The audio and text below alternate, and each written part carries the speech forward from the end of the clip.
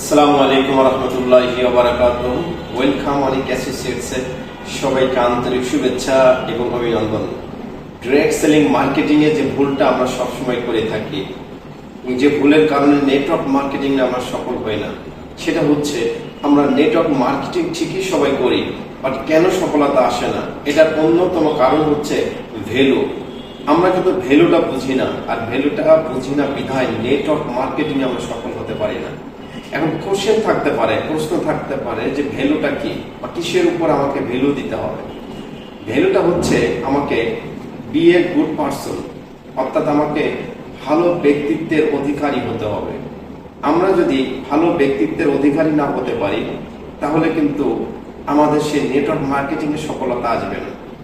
এবং আমাদের কমিটমেন্ট রক্ষা করা, যে কমিটমেন্টের যে ব্যাপারগুলো, সেই ব্যাপারগুলো সম্পর্কে চমৎকার ভাবে এই সমস্ত বিষয়গুলো আমাদের অবলম্বন করে পথ চালা, অর্থাৎ মেক এ গুড ডিড, অর্থাৎ আমি যে কথাটা বলবো সেই কথা অনুযায়ী আমাকে কাজটা করা।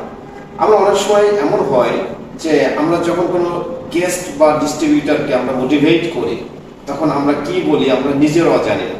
এবং নেটওয়ার্ক মার্কেটিং এর সব থেকে ব্যর্থতার প্রধান কারণ হচ্ছে এটা, যে মেক এ গুড ডিড, আমরা একটা সঠিক ডিড তৈরি করতে পারি না, আমরা কমিটমেন্ট ব্রেক করে ফেলি।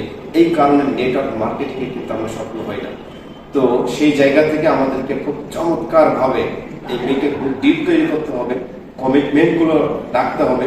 যদি আমি আমার অ্যাসোসিয়েটস এর সাথে কমিটমেন্ট ব্রেক না করি, আমার অ্যাসোসিয়েটস এর তখন আমার পর একটা আস্থা তৈরি হবে, বিশ্বাস তৈরি হবে, বিলিভ তৈরি হবে।